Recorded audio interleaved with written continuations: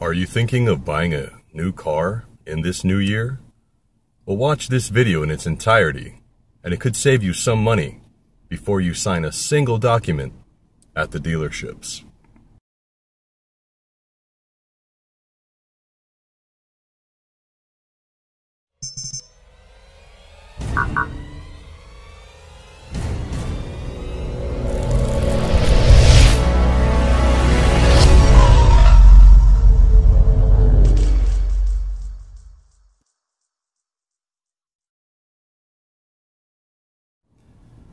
Hey, what's up, YouTube world? It's Ryan from Ride in Style, and just want to wish you all a happy new year. We're almost a week into this new year. Boy, where has this year gone? But anyway, with the new year comes a buying frenzy that a lot of people seem to go through. I don't know if it's just the shopping through the holiday season that gets people in this spending mood, right? And what ends up happening a lot of times is we find ourselves sitting in a dealership, whether we're trying to just get a new car or maybe wanting to upgrade to a newer model from the car we already have. Either way, I've bought, I would say, about 6 or 7 cars from a dealership. And the things that I wanted to talk to you about in this short video could potentially save you money based on my firsthand experience. I can't make this stuff up.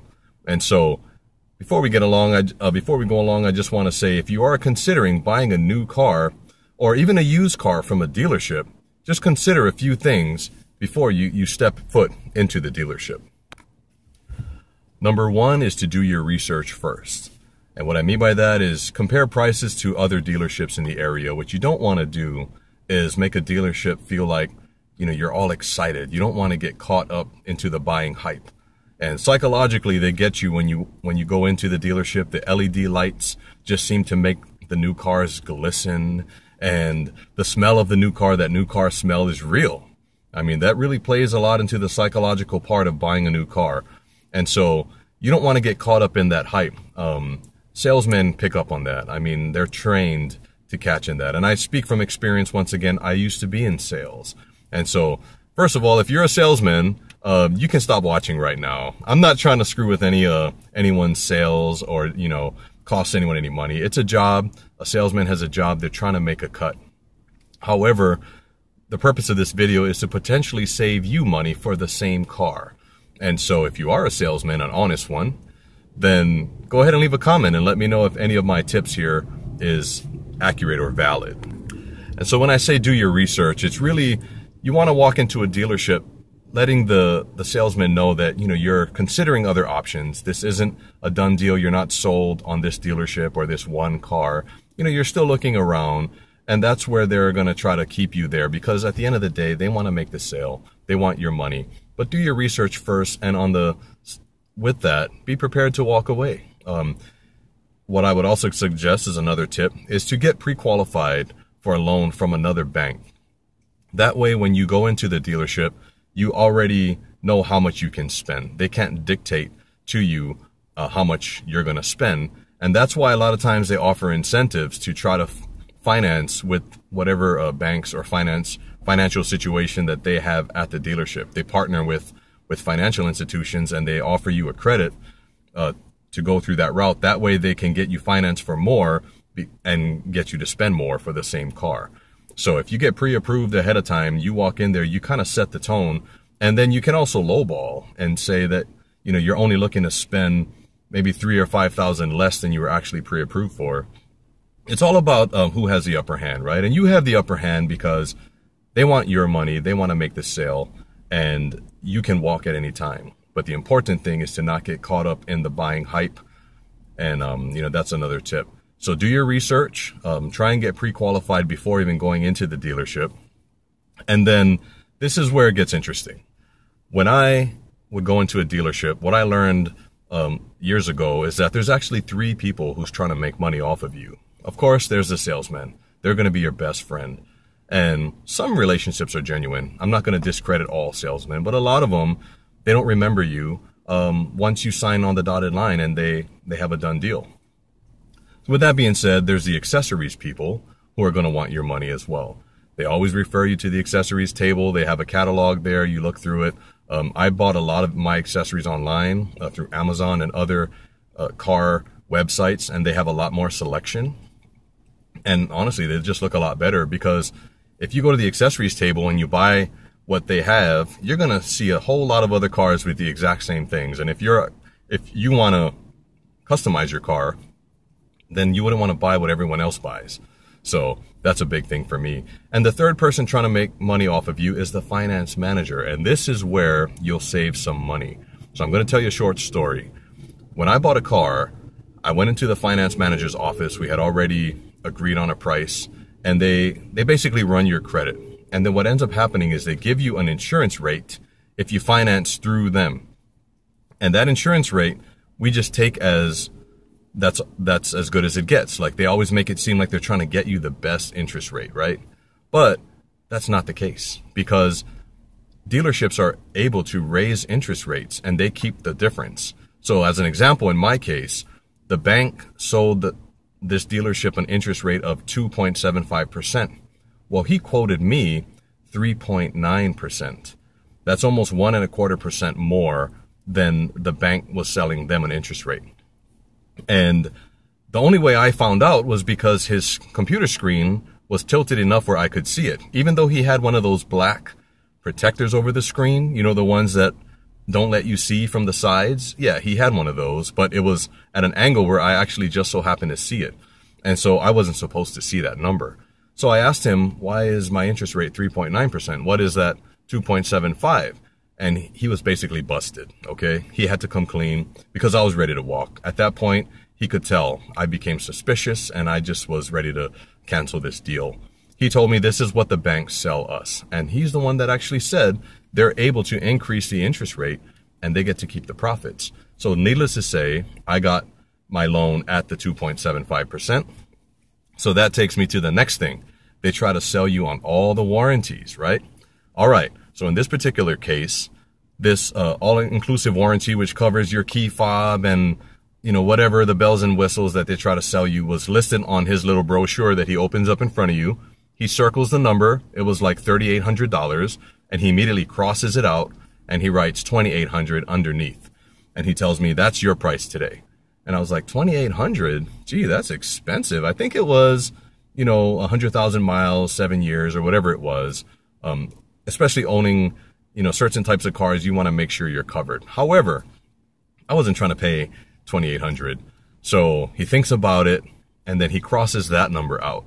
And then he writes $1,800. Like, just like that, he took off another grand. And I'm thinking to myself, all right, this just seems kind of suspicious. So I asked him, look, we just got through the conversation with your interest rate. How much does it cost you folks to sell me this warranty? And he told me it costs us $900, but he had to show a profit. So I looked back at him and I said, well, you give it to me for $1,000, you get your $100 profit. I got the warranty for $1,000.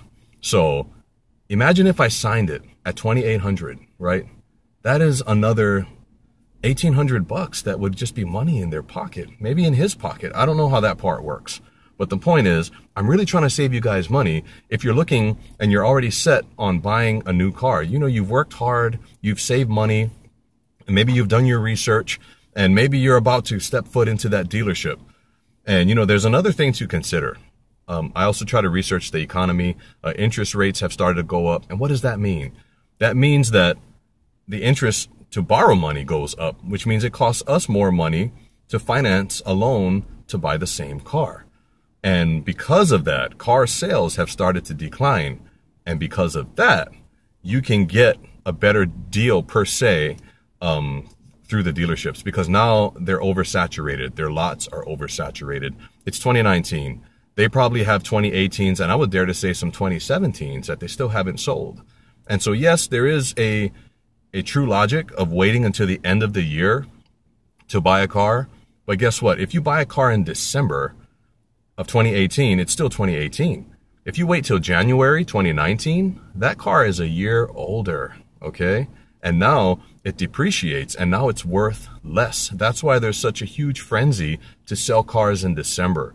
So although people suggest waiting until December to buy a car, I differ. I say wait till January. And why car dealerships make all these deals is because they actually have to pay the taxes on all of the vehicles left on their lot at the end of the year.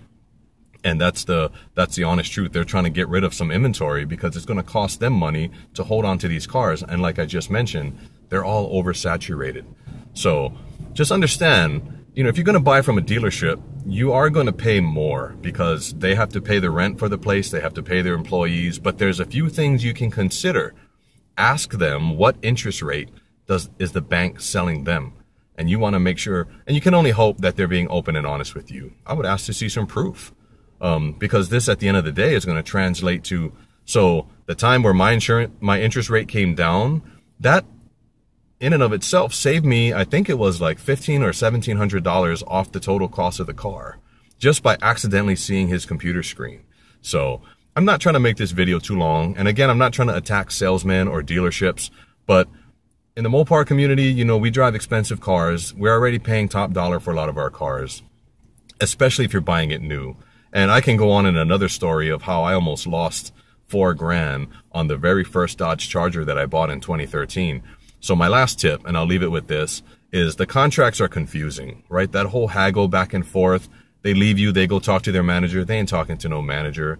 Okay, they leave you, they go into some break room. I just imagine them like smoking a cigarette. I imagine them high-fiving each other of how they got you in the bag. And that's all an exhausting process that they're wearing you down, so that you just become docile and you just sign and agree to terms because now you're desperate to just leave there. Once you stay there for a half an hour to an hour, they already know they got you invested. They got your time invested. And, you know, it's almost like the upper hand switch from you to them, and they realize that. It's a psychological game that happens. So when that time comes, if you finance through them and you're going through all the contract, read every single individual line, add it up, make sure it's what you agreed on. Make sure that every single thing they add on that paper makes sense to you. And if you don't, question it. Have them explain it in detail. By doing that, I saved myself $4,000 because they couldn't explain. I said, how is it that I bought this car for $36,000 and with all these taxes and fees and everything, I'm paying almost 10 grand more? Explain to me the 10 grand. And they couldn't. So magically, $4,000 got removed from that contract. I signed a new contract. And, you know, it's all about being diligent. Anyway, I just wanted to make this short video for any and all of you who's considering stepping foot into that dealership in this new year. Maybe that 2019 model was something you've had your heart set on and you just decided to take the plunge. These are a few things to consider. If you have any questions, leave them in the comment section. I do try to reply to each and every question or every comment. And if you haven't subscribed, go ahead and subscribe. Thank you for watching this video. This is Ryan from Riding in Style.